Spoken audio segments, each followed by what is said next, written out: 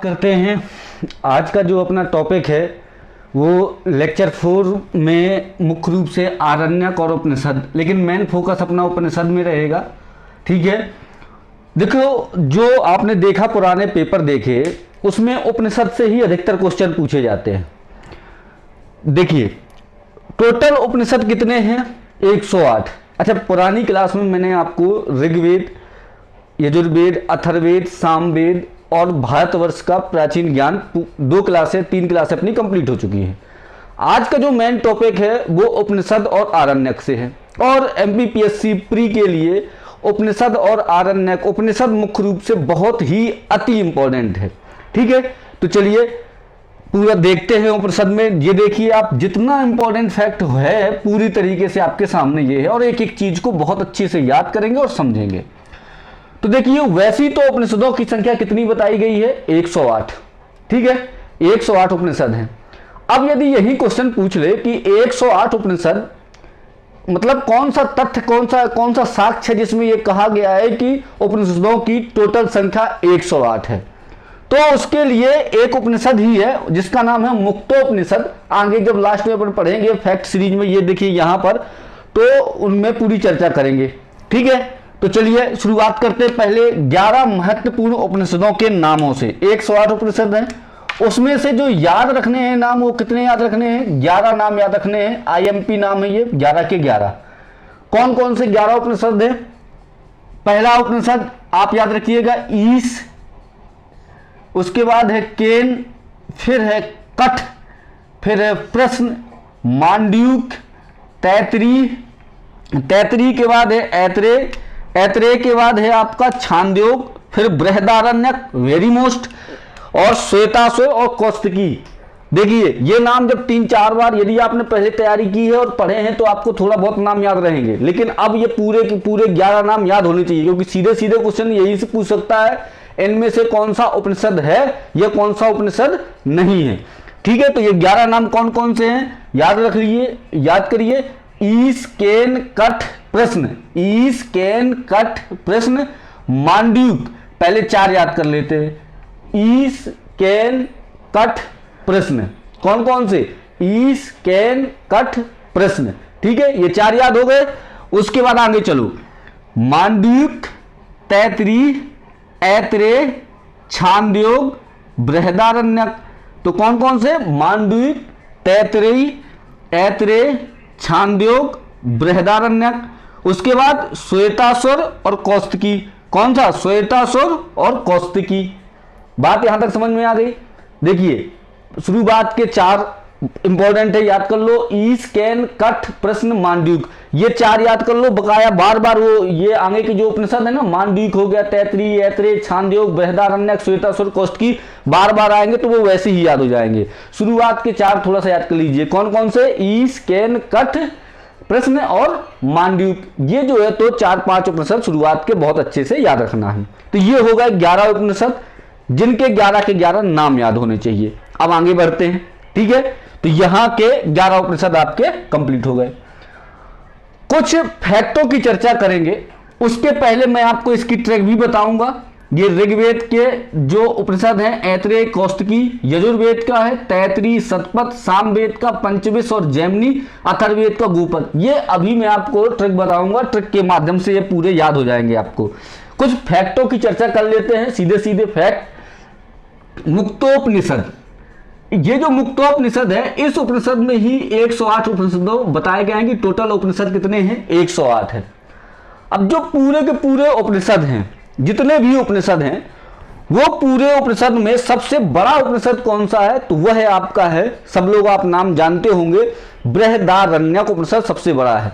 नाम कैसे याद रखना है कि सबसे बड़ा है? उसको जैसे आप लिखोगे ना बृहदारण्यक, तो लिखने पर ही बड़ा है, तो यही क्या हो गया? सबसे बड़ा उपनिषद हो गया बृहदारण्यक। जैसे लिखोगे आप वैसे, जैसे अपन याद करते हैं ना कि विशाखापट्टनम सबसे गहरा बंदरगाह है, उसको उल्टा करके लिखोगे विशाखापट्टनम तो सबसे लंबा लिखा जाएगा। उसी तरीके से इसको याद रखना है कि सबसे बड़ा उपनिषद कौन सा है? बृहदारण्यक उपनिषद है। जब लिखोगे तो सभी उपनिषदों से सबसे ज्यादा शब्द लिखने पड़ेंगे। सबसे छोटा कौन सा है? मांडूक्य। मांडूक्य उपनिषद कैसा है? सबसे छोटा उपनिषद है। तो 2 फैक्ट याद हो गए। सबसे बड़ा उपनिषद बृहदारण्यक, सबसे छोटा उपनिषद मांडूक्य।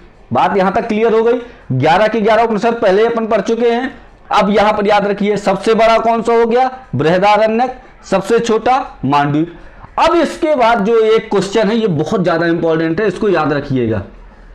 शंकराचार्य, जो भगवान शंकराचार्य थे, उन्होंने 10 उपनिषदों पर भाष्य लिखा। जो कहीं कहीं आप भाष्य सुनते होंगे, कहीं टीका शब्द सुनते होंगे, रामायण में टीका का शब्द सुनते होंगे। भाष्य मतलब ये जो उपनिषद हैं, उनको एक अलग से समझाने के लिए उन्होंने 10 उपनिषदों के बारे में जो है तो डिटेल पे लिखा है। तो कितने उपनिषदों में लिखा शंकराचार्य जी ने? 10 उपनिषदों पर क्या लिखा है? भाष्य लिखा है। ठीक है, अब चलिए आगे बढ़ते हैं धीरे धीरे। अब ये जो उपनिषद सबसे बड़ा उपनिषद है, यही पेपर की दृष्टि से सबसे ज्यादा आईएमपी उपनिषद हो जाता है। आप कोई सा भी एग्जाम दो, एमपीपीएससी के तो सिलेबस में है, बट आप यदि ईएसबी के कोई भी एग्जाम दे रहे हैं तो यहां से क्वेश्चन आने की संभावना हमेशा रहती है। ठीक है, तो देखिए बृहदारण्यक के कुछ, जो पूरा उपनिषद की एक किताब है ये बृहदारण्यक की, उसमें कुछ फैक्ट बहुत बड़े, जो आप आज अपन लोग कहीं आप किसी स्कूल में पढ़ते रहे होंगे तो वहां की प्रार्थना में वो बड़े शब्द रहे होंगे, कहीं आप शंकराचार्य जी को पढ़ा होगा, उनके शब्दों में वो शब्द रहे होंगे, कोई प्रार्थना आप करते होंगे उसमें वो शब्द रहे होंगे। तो वो जो शब्द हैं, बड़े बड़े शब्द, वो इन उपनिषदों से ही निकले हैं। तो चलिए वहीं से इंपॉर्टेंट क्वेश्चन है। सबसे पहला एक पूरा वाक्यांश समझिए, तमसो मां ज्योतिर्गमय। ये वाक्यांश आपने बचपन से ही सुना होगा। ये जो वाक्यांश है तमसो मां ज्योतिर्गमय, ये किस उपनिषद से लिया गया? इसी टाइप के ही पूरे पेपर में क्वेश्चन आते हैं। तो तमसो मां ज्योतिर्गमय जो वाक्यांश है वो कहां से लिया गया है? बृहदारण्यक से। बस यही चैलेंजिंग है, इन्हीं को याद करना कि ये जो वाक्यांश है ये बृहदारण्यक से है, कि कठोपनिषद से है, कि मांडूक्य से है, कि ऐतरेय से है, कि कौष्टकी से है, कि शतपथ से। जैसे एक ये क्वेश्चन आया था कि नर्मदा नदी को रेवा कहा जाता है, किस उपनिषद में इसका वर्णन है? तो शतपथ उपनिषद में, आगे पढ़ेंगे उसको भी। ठीक है, तो देखो बृहदारण्यक उपनिषद में जो एक वाक्यांश है जिसका नाम है तमसो मां ज्योतिर्गमय, और सबसे बड़ा वाक्यांश जो है अहम ब्रह्मास्मि, जो शंकराचार्य जी का बहुत ही फेमस वाक्यांश था, अहम ब्रह्मास्मि। ये कहां से है? ये भी बृहदारण्यक उपनिषद से लिया गया वाक्यांश है। एक और वाक्यांश आपने सुना होगा, सर्वे भवन्तु सुखिनः सर्वे सन्तु निरामया। ठीक है, तो ये जो वाक्यांश है ये भी बृहदारण्यक उपनिषद से है। ठीक है, तो तमसो मां ज्योतिर्गमय हो गया, अहम ब्रह्मास्मि हो गया, सर्वे भवन्तु सुखिनः हो गया, और एक और सुना नेति नेति। ये वाक्यांश भी कहां से है? ये वाक्यांश भी बृहदारण्यक से है। तो बृहदारण्यक के 4 वाक्यांश बिल्कुल रटे होने चाहिए। पहला तमसो मां ज्योतिर्गमय। ठीक है, चलिए एक बार रिवाइज करते हैं। बृहदारण्यक उपनिषद, बृहदारण्यक उपनिषद के 4 वाक्यांश याद हैं। कौन कौन से याद होने चाहिए? तमसो मां ज्योतिर्गमय, दूसरा अहम ब्रह्मास्मि, सर्वे भवन्तु सुखिनः, और नेति नेति। ये 4 वाक्यांश कहां से लिए गए हैं? आपके बृहदारण्यक उपनिषद से लिए गए हैं, जो बहुत इंपॉर्टेंट है। चलिए, तो ये बृहदारण्यक उपनिषद के इंपॉर्टेंट वाक्यांश हो गए। एक वाक्यांश ये भाई, ये हर बार आपको पेपर में परेशान करता होगा, हर बार पेपर में देखने को मिलता होगा। यम और नचिकेता जी का जो संवाद हुआ था वह किस उपनिषद में उसका वर्णन किया गया है? तो देखो, यम और नचिकेता जी का जो संवाद हुआ था वह आपका जो वर्णन है वह कठोपनिषद में किया गया है। किस उपनिषद में है? कठोपनिषद में यम और नचिकेता जी के संवाद का वर्णन किया गया है। बृहदारण्यक में तमसो मां ज्योतिर्गमय, अहम ब्रह्मास्मि, सर्वे भवन्तु सुखिनः और नेति नेति का वर्णन है। और कठोपनिषद में यम और नचिकेता संवाद का वर्णन किया गया है। बात क्लियर हो गई। अब एक शब्द ये मोदी जी और पूरी भाजपा पार्टी और पूरे सनातन धर्म वाले ये शब्द का हमेशा उपयोग करते हैं, लेकिन आपको पता होना चाहिए कि ये शब्द आया कहां से। शब्द कौन सा है? वसुदेव कुटुंबकम। सनातन धर्म का ही एक वाक्य बन गया ये पूरी तरीके से। वसुदेव कुटुंबकम जो शब्द है वो किस उपनिषद से लिया गया है? तो भाई साहब इसको बिल्कुल याद रखिएगा कि वसुदेव कुटुंबकम जो शब्द है वो लिया गया है महा उपनिषद से। किस उपनिषद से लिया गया है? महा उपनिषद से ये शब्द लिया गया है, जिसको बोलते हैं वसुदेव कुटुंबकम। बात समझ में आ गई? आगे बढ़ें, चलिए आगे चलते हैं। एक ब्राह्मण, तैत्तिरीय ब्राह्मण। अब आप कहोगे सर ये ब्राह्मण आ गया, आरण्यक और उपनिषद की बात कर रहे थे। देखो भाई, तीन ये बिल्कुल एक जैसे ही समझ लो इनको, उपनिषद, ब्राह्मण और आरण्यक। ये मान लो कि आपके जो एमपीपीएससी मेंस देते हो तो 5 आपके पेपर हैं, ठीक है, बड़े बड़े, या 3 मान लो बड़े पेपर, आपका इतिहास हो गया, भूगोल हो गया, संविधान हो गया, ठीक है। ये बड़े बड़े ग्रंथ 3 हैं, जिसमें से आपने एक लक्ष्मीकांत भी देखी और उसके शॉर्ट नोट्स भी बनाए। उसी तरीके से ये हैं तीनों कि ऋग्वेद, यजुर्वेद, अथर्ववेद, सामवेद, 4 बड़ी बड़ी पुस्तकें हैं। उनके अंतर, उनका सारांश जो है इनमें सब में, वेदांग भी आपने 6 पढ़े, ठीक है। तो उसी तरीके से ये उन्हीं के सार ही हैं। तो अब देखिए, तैत्तिरीय ब्राह्मण जो है, उस तैत्तिरीय ब्राह्मण में क्या कहा गया? एक वाक्य है अतिथि देवो भव। ये भी बहुत वाक्य सुना होगा, यही कंफ्यूजन होता है, क्योंकि यदि सीधा सीधा क्वेश्चन पूछेगा कि अतिथि देवो भव किस उपनिषद से लिया गया है, ठीक है, तैत्तिरीय उपनिषद भी लिख देंगे। तो आपको याद रखना है कि अतिथि देवो भव तैत्तिरीय ब्राह्मण से है। ये मेरे हिसाब से अतिथि देवो भव से भी इंपॉर्टेंट है ये वाला, सत्यम वदम धर्म चर, सत्यम वदम धर्म चर। केवल इसको याद रख लीजिए, ये किससे है? तैत्तिरीय उपनिषद या तैत्तिरीय ब्राह्मण से इसका भी वर्णन किया गया है, ठीक है। तो देखो, तैत्तिरीय ब्राह्मण में 2 इंपॉर्टेंट मिले, अतिथि देवो भव तैत्तिरीय ब्राह्मण से उठाया गया है, सत्यम वदम धर्माचरा ये भी कहां से? तैत्तिरीय ब्राह्मण से उठाया गया है। तो बात यहां तक क्लियर हो गई, इतनी बातें समझ में आ गई। जब ये आप 1-2 बार इस वीडियो को देखोगे तो बहुत अच्छे से आपको और ये बिल्कुल रट जाएगा, ठीक है। चलिए आगे देखिए, एक मैत्रायणी उपनिषद है। अब सीधे एक क्वेश्चन एक पेपर में आया था कि मोक्ष की चर्चा, मोक्ष आप सब लोगों ने सुना होगा, मोक्ष की चर्चा किस उपनिषद में की गई है? तो जो मोक्ष की चर्चा है वो आपका मैत्रायणी उपनिषद में की गई है। मोक्ष की चर्चा किस उपनिषद में की गई है? तो मोक्ष की चर्चा जो की गई है मैत्रायणी उपनिषद में की गई है। और एक और आत्मज्ञान एक शब्द है, पर्टिकुलर आत्मज्ञान, ये शब्द का वर्णन किस उपनिषद में है? तो आपका मैत्रायणी उपनिषद ही है जिसमें आत्मज्ञान शब्द का वर्णन किया गया है। तो बात यहां तक समझ में आ गई। तो ये पूरे उपनिषद का एकदम सार है, जहां से क्वेश्चन पूछे गए हैं वो पूरे क्वेश्चन आपके सामने ये हैं, ठीक है। अब ये तो हो गए आपके आईएमपी फैक्ट। इसके बाद अब जो मैंने आपको बोला था कि इनको याद करने की ट्रिक, वो चलिए आपके सामने मैं 2 मिनट में आपको ये याद होने वाले हैं। ऋग्वेद के उपनिषद कौन कौन से हैं? एक तो है ऐतरेय और एक है कौशितकी। अब इनको कैसे याद रखें कि ये ऋग्वेद के ही हैं? तो कुछ नहीं, एक लाइन याद रखिए, एक शब्द याद रखिए। मैं आपको बता रहा हूं कि ऋग्वेद के उपनिषद याद करने की एक शब्द बता रहा हूं, ये कैसा ऋग्वेद है, बस एक लाइन यही शब्द बोलना है आपको, ये कैसा ऋग्वेद है। तो ये से क्या हो जाएगा? ऐतरेय, और कैसा से क्या हो जाएगा? कौशितकी, और ऋग्वेद यानी ऋग्वेद के उपनिषद। याद हो गए? ये कैसा ऋग्वेद है, इसको आप लिख लीजिए। ट्रिक क्या है ऋग्वेद के उपनिषद की? ये कैसा ऋग्वेद है। बात समझ में आ गई, ठीक है। चलिए, तो ऋग्वेद के हो गए, ये कैसा ऋग्वेद है। यजुर्वेद के उपनिषद 2 हैं, एक का नाम है तैत्तिरीय और एक का नाम है शतपथ। इनको कैसे याद रखा जाए?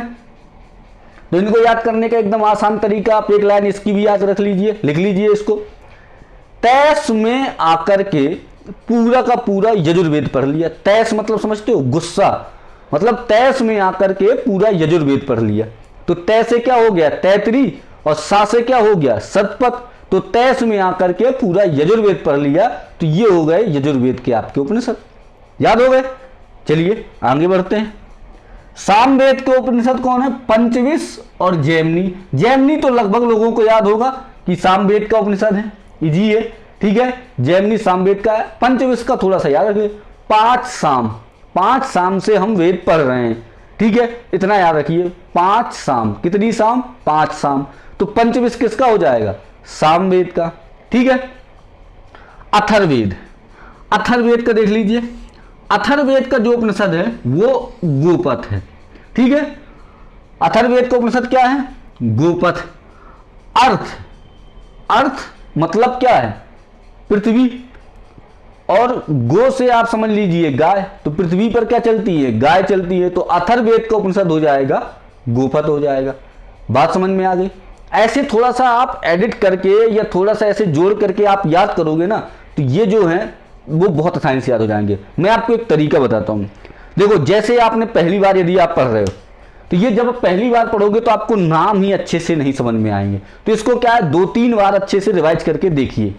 उसके बाद जब आप देख लोगे ना, तो ये आपके टंग में नाम जो है तो बहुत इजीली समझ में आने लगेंगे। उसके बाद आप उसको किसी लिंक से जोड़ लीजिए, परमानेंट हमेशा के लिए याद हो जाएंगे। ठीक है, तो ये तो आपका हो गया आप आज के उपनिषदों वाला ज्ञान, पूरा का पूरा उपनिषद क्या थे। इसके बाद अपन जो अगला जो टॉपिक अपना है उपनिषदों के आगे यदि देखा जाए, अच्छा वेदांग सबको पता है, 6 के 6 वेदांग। देखो वेदांग और देख लीजिए थोड़ा सा 1 मिनट में। वेदांग बहुत ज्यादा नहीं है, 6 हैं। मैं 6 के नाम और लिख लीजिए, वो इंपॉर्टेंट हो जाते हैं, केवल नाम अच्छे से याद रखिएगा। उन 6 के 6 नाम मैं यहां लिख दे रहा हूं वेदांग के। ठीक है, देखिए वेदांग के जो 6 नाम हैं उनको थोड़ा सा देखना पड़ेगा, वो देख लीजिए। पहला है शिक्षा, दूसरा है कल्प, फिर ज्योतिष, लिख लीजिए शिक्षा, कल्प, ज्योतिष।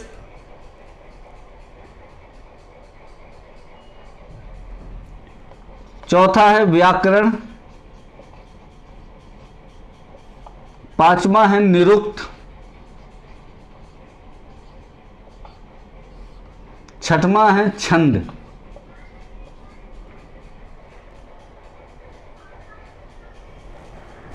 देख लिया वेदांग, शिक्षा, कल्प, ज्योतिष, व्याकरण, निरुक्त, छंद। देखो इनको कुछ नहीं करना, एक फ्लो में ही याद करना है। फ्लो में इसको 7-8 बार बोलोगे याद हो जाएंगे। शिक्षा, कल्प, ज्योतिष, निरुक्त, व्याकरण, छंद। इस तरीके से पूरे 6 के 6 वेदांग आपको रटे होने चाहिए। शिक्षा, कल्प, ज्योतिष, निरुक्त, व्याकरण, छंद। ऐसे जल्दी जल्दी आप बोलोगे 2-4-5 बार, तो आपको ये सीधे सीधे वेदांग याद हो जाएंगे। ये वेदों के अंग है, मतलब वेदों की ही बात। पूरा सारा आप समझ गए होंगे कि चाहे ब्राह्मण हो, चाहे उपनिषद हो, चाहे आरण्यक हो, ठीक है, चाहे ये वेदांग हो, सब ये चारों वेदों के ही हिस्से हैं। बस उनको समझाने के अलग अलग बुकें जो है मार्केट में निकाल दी गई थी उस समय। तो ये बात यहां तक क्लियर हो गई। ये हो गए आपके ऋग्वेद, पूरा वेद हो गया। प्राचीन भारतीय ज्ञान परंपरा हो गई, वेद हो गया, उपनिषद हो गए। ठीक है, अब इसके बाद षट दर्शन जो एक टॉपिक है, इसके अगला टॉपिक है षट दर्शन, उस पर चर्चा करेंगे। षट दर्शन क्या क्या कहलाते हैं। उसके बाद संस्कार की ट्रिक, कि 16 के 16 संस्कार आपको एक ट्रिक के माध्यम से पूरे याद हो जाए।